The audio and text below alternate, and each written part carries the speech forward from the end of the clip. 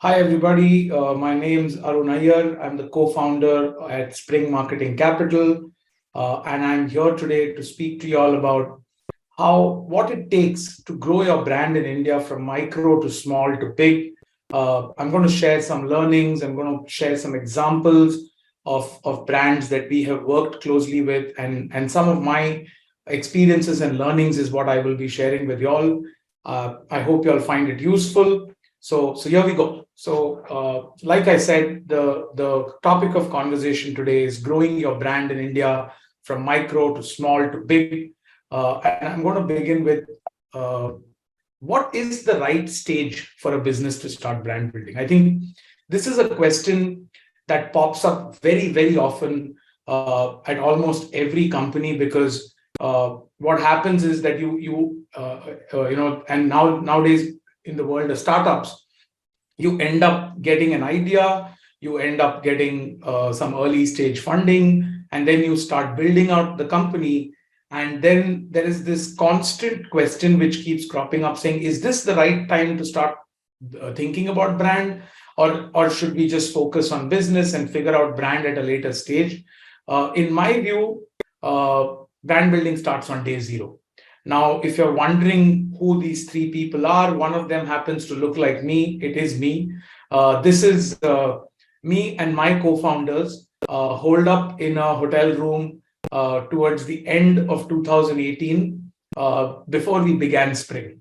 And Spring came into existence on January 2nd, 2019.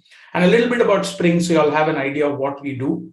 There are three founders here. That's me, my second co-founder Vineet, who's clicking the selfie, and my third co-founder Raja, who's popping up his head. The three of us come from three very diverse backgrounds. I spent about 16 years with Low Lintas. Last served as chairman and chief creative officer. Vineet founded what was India's pioneering digital marketing company called 22 Feet, sold it to the Omnicom Group, successfully finished his earnout, and then served as the CEO of the merged entity, which was DDB Mudra in India. Raja was CMO at Sequoia Capital for almost 10 and a half, 11 years. And he basically helped Sequoia become the preferred destination of capital while helping portfolio companies with marketing interventions. And what we do at Spring Marketing Capital over the last 4 years is that there are two parts to what we do. We have an end-to-end marketing consulting firm, and we have a venture capital arm.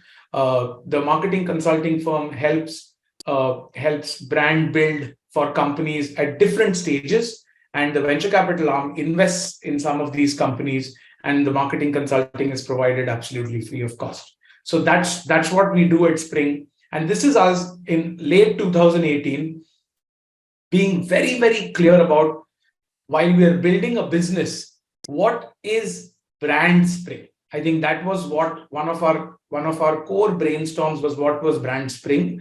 And I think it's very important for us to know that brand building actually starts on day zero. I'm going to talk about another example. This is a company that we have worked with from day one, and this is a company that we have seen scale from micro to small to big. And those learnings have been very, very useful for us. And I thought it'll be useful for me to share some of those learnings. So this is a company based in Bangalore. It's called WakeFit. And this is what the company looked like and the brand looked like when we first had a conversation with them. So that's what the world of WakeFit looked like. They were basically they have a fantastic product in their mattresses and pillows, and so they're primarily, at that point in time, mattress was what they were selling online, and this is what the world of WakeFit looked like.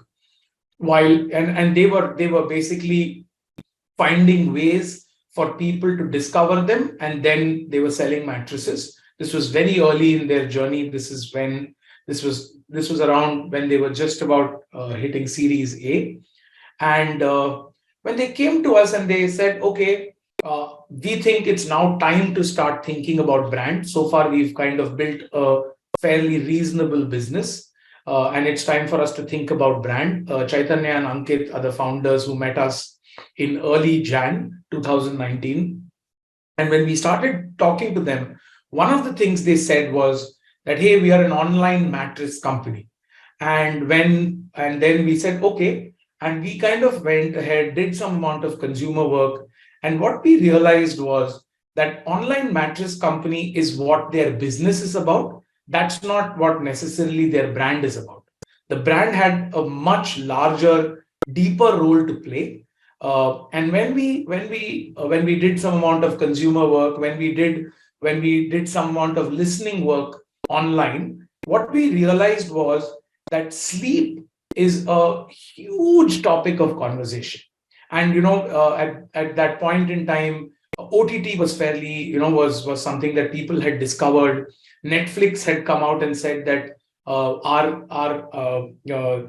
biggest competition is sleep.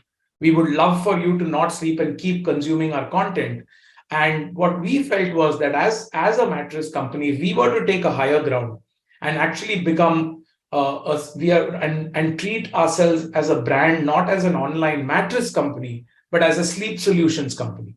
It gives us a much higher order benefit to actually play around with and kind of participate in people's life in a far more meaningful way than just selling our product. And that led to our decision of saying, hey, as a brand, we take a call that it's our responsibility to bring sleep into the consciousness and conversations of people. And how do you drive that narrative? How do you make sure that you're almost like the authority on sleep and encourage people to sleep more, encourage people to kind of talk about sleep and its benefits and what there was also a lot of conversation at that point in time where very, very fit individuals were actually losing their life because of lack of sleep. So we felt that there was something in here, and that led us to actually creating this world of Wakefit. And you saw what the world of Wakefit looked like, and this is what the world of Wakefit looked like once the brand decided to kind of take a stance. And it became a lot more cohesive. It became easy to talk about. The brand knew what it had to talk about, and it wasn't, while there were offers, there were sales which were run, but all under the umbrella of the responsibility of bringing sleep into the consciousness and conversations of people. We also created what we called as there is this famous saying that you can count sheep if you don't get sleep, and we created the sheep as a character. So that led to a series of things which kind of brought a lot of cohesiveness to the brand. And this is what the brand started looking like post the decision to kind of say, okay, this is what as a brand we will stand for. And so in my view, there are two problems companies face, right? When they are transitioning from micro to small to big. And today I'll talk about some of these, and I'll also elaborate on some of these. The two biggest problems, and the problem number one is when it's in its early stage, right? When brands are in their early stage, the business kind of leads brand. And what do I mean by that is because there are a whole bunch of daily realities that brands have to deal with, because you're trying to go from 0 to 5, right? And the journey from 0 to 5 can be unnerving at times. And at that point in time, a lot of businesses we have noticed tend to put the brand on the back seat. But what is happening, and this is something that is very, very important. What's happening is subconsciously every action that a business takes is adding up to the brand in some sort of way. So a lot of times you will hear this conversation saying, oh, this is just performance marketing. We will brand build at a later stage. What we don't realize is that when every asset that a consumer sees, there is a certain perception about the company that's getting formed. Now, you can choose to say that, okay, we will not bother about that perception that's getting formed, but you cannot deny the fact that there is perception that is getting formed. then that's the honest, that is reality. So the sooner you start thinking about brand, the easier it will get to for you to take your brand to the place that you want it to. Now, there is another common misconception that people carry, saying, hey, if I start thinking about brand, I have to spend big bucks. Not necessarily. In the early stage, if you just give enough thought to what you want to be, why do you want to be who you want to be, create some level of consistencies, all of that will help at a later stage. When you are spending a lot more money, you will spend a lot less money undoing what you have unconsciously done, and you will be able to build consciously. So point number one is, while it is obvious that business will lead brand, but if you can start thinking about brand sooner than later, it will be very beneficial in the long run. So that's point number one. And what happens at a later stage is the brand starts leading business. Now, what do you mean by brand starts leading business, right? Because once you embark on the brand journey, then you are so focused on actually building the brand that you now start saying, okay, you start seeing everything from the brand's lens, which is not necessarily a bad thing. But in both ways, you are compromising one for the other. And the ideal case is if they can run as parallel tracks and not necessarily as a a first and a second track. And that's an important point to be kept in mind. And like I said, and both can be expensive problems to solve for. And this is something to keep in mind for sure. Uh, in our view, both brand and business need to grow in tandem. But how does one transition a brand from micro to small to big is the next question that pops up, right? Because while it's easy to say that brand and business need to grow in tandem, when a brand is transitioning from micro to small to big, what are the steps? How do you go about it, right? And in our view, the first step to be taken, and like I will talk about Wakefit in this case, like if you can get to a point where you are clear on your purpose, and this again, there is a common, again, a misconception that when you say clarity in purpose, it's not for a lifetime, it's for all of this. There is a point in time angle that comes in. At that point in time, depending on where you're seeing the business go for a year or two from then, if you can be clear, like for instance, in the case of Wakefit, it was very clear that, okay, mattress and surrounding sleep, accessories will be their business for a few years at least. That's why we took the stance of saying, hey, here is our core of being a sleep solutions company, and how can we bring sleep into the consciousness and conversations of people. And that was a point in time. The company has now pivoted into furniture and the rest of the house. And we will now figure out how that has to happen, which is why it's a point in time thing. But if you can get clear about your purpose, focus on the why, followed by the what and the how, it becomes a lot easier. It becomes a lot easier to build out any sort of every touch point then becomes a lot clearer. So that is number one. And I will also talk about another example about clarity in purpose, right? So 1mg, which is now popularly known as Tata 1mg, when they began work with us, there were multiple tracks that they were onto.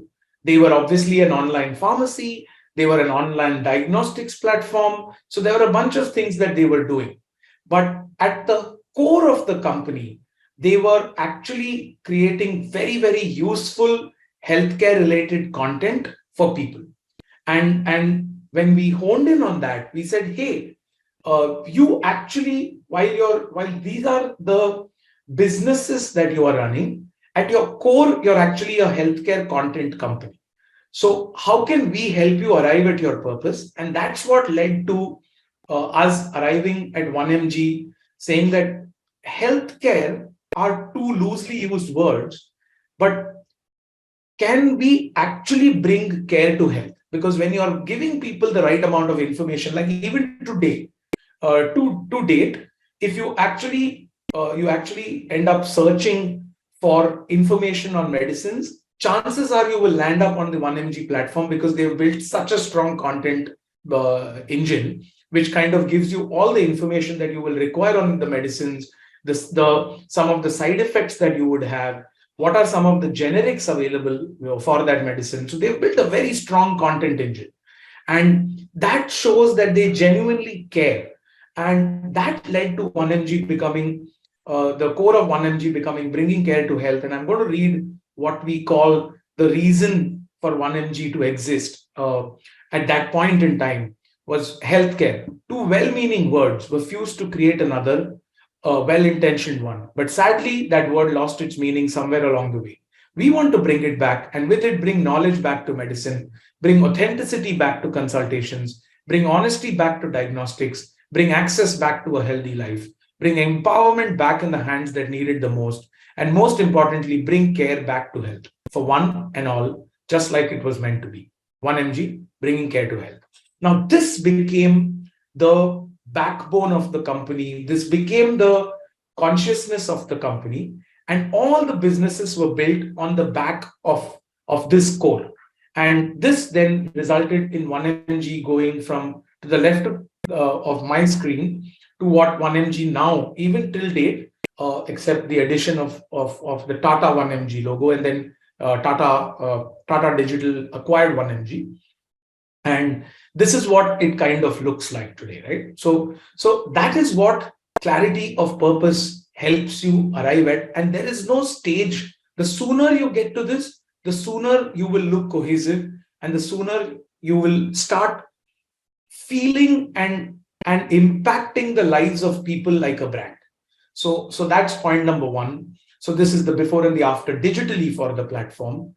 And until date, the platform does carry the same look and feel. Step two is actually consistency in narrative. So voice, design, internal and external for your investors. How do you make sure that your entire narrative stays consistent? And that's again super, super critical, because the more consistent you are, the more you're embedding yourself as a brand in the minds and hearts of the consumer.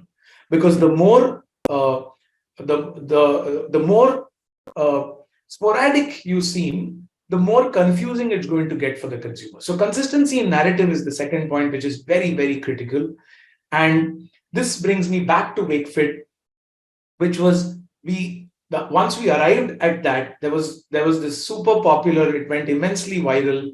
It's called Sleep Internship. It's on its third season today, where we actually we put out an application to hire 20 interns who we will actually pay to only, and there'll be a WakeFit mattress that will be sent to them. And all they have to do is commit to sleeping on the mattress for 9 hours every night.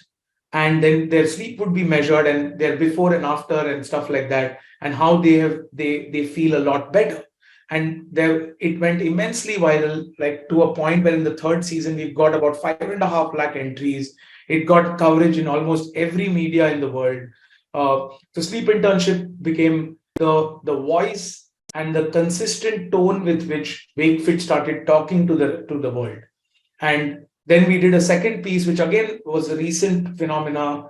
Once the work from home started relaxing a little bit and people started going to office, people were used to catching a short nap in the afternoon post lunch, and we realized how good it is for people to catch that nap. And we created the Do Se Dhai Sone Do Bhai, which is 2 to 2:30, please let people sleep movement. And that again became a rage. And it till date, the article on the right, which is sleeping on job is the latest perk at new age firms, is as recent as 3 days ago. And this was started almost close to a year ago. And it still gets traction, because the brand got clear about who they are and how they speak. So and that led to a series of, and there's a whole bunch of content that we've created for WakeFit, which gets a lot of traction and interest, because it's not just selling you mattresses, but it's actually becoming an evangelist of sleep. And that's the sort of consistency that it helps you with. And third step in our view is brands of today have to behave like creators. They have to sound distinctive. They have to be always on. Storytelling has to be a continuous journey, not just bursts of advertising like how brands used to do it before, and across touch points. And it's very critical to do this across touch points. It's not easy, but it needs to be done. So brands have to behave like creators. And I'm going to take the example of this brand called Chewie. It's an international brand. It's a pet food brand, but it's amazing how they go about it. So their communication is broken down into three buckets. They educate, inform, entertain, and that's what they kind of do very, very well. All their content they create under these three buckets, and it's amazing how they are so distinctive just by service. So if you read the tweet saying, I contacted Chewy last week to see if I could return an unopened bag of my dog's food after he died, they, one, gave me a full refund, two, told me to donate the food to the shelter, and three, had flowers delivered today with the gift note signed by the person I talked to. It's just amazing. Every person that loses a pet receives flowers from Chewy. They employ about 100 artists who actually paint customized kind of portraits for the pet owners. It's incredible how they have kind of just they stand out by service. They have committed to the cause, and they behave and operate like your pet is their pet, and they go to such lengths. It's just amazing. And that's how they behave like creators. They educate, inform, entertain. So it's very important to find this for yourself as a brand. And the sooner you find it, the sooner you'll be able to put out consistent content. And all of this needs to stem from the clarity of purpose. And that's Chewy. And that's what I have for you today. And I think it's like I said, I'll go back to the slide of saying growing your brand from micro to small to big. I feel some of a combination of these is what will lead to a successful growth. So that's all I have for you all. Thank you so much for listening. I really hope this has been useful for you, and I hope that whoever you are, as you're listening, you can impact brands in deep ways and can help brands of tomorrow become creators. Thank you.